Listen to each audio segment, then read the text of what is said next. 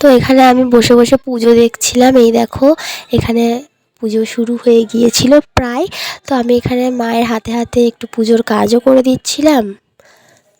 এখানে চন্দন ঘষে দেওয়া আর কিছু কিছু কাজ। তারপরে এখানে পুজো শুরু হয়ে গেল। এটা যেহেতু বাৎসরিক পুজো, তো 3 ঘন্টা কি 4 ঘন্টা তো লাগবেই, যেহেতু আমাদের মন্দির প্রতিষ্ঠা, তারপরে ঠাকুরের প্রাণ প্রতিষ্ঠা এইসব তো নেই।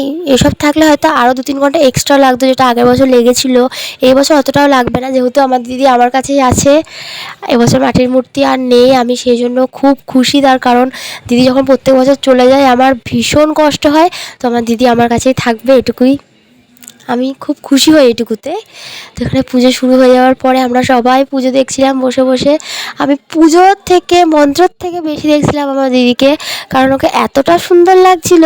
তো এই দেখো এই করতে করতে 9:25 বেজে গেছিলো। তারপরে দিদির মহাভোগ আনতে বলা হয়েছিল।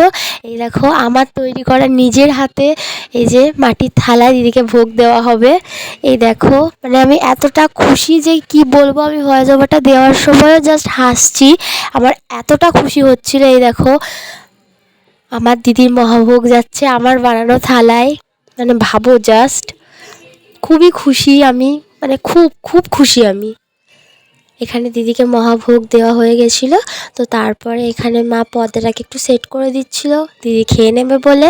আর আমি ওখানে দাঁড়িয়ে দাঁড়িয়ে একটু স্টাইল মারছিলাম, মাথায় গোলাপ ফুল এঁটেছি তো ওর জন্য। এই দেখো এখানে আমি মন্দিরের ভেতরে বসেছিলাম আর ওইদিকে যজ্ঞ হচ্ছিল, আর আমি দিদির কাছেই বসেছিলাম।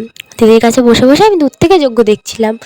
এই দেখো প্রায় অনেকক্ষণ যজ্ঞ হওয়ার পরে বেজে গেছিলো 12টা। তো এই দেখো আমি যজ্ঞের টিপ পরে নিলাম। তো তারপর এদিকে হচ্ছিলো আরতি, তারপরে প্রসাদ খাওয়া হয়েছিল। তো বাড়িতে এত লোকজনের মাঝখানে আমি এটুকু ভিডিও করতে পেরেছি, এটাই অনেক, কারণ আমি ফোনই পাচ্ছিলাম না। তো চলো আজকের মতো সবাইকে টাটা, সবাই ভালো থেকো সুস্থ থেকো, আরও মিনি ব্লগ আসছে।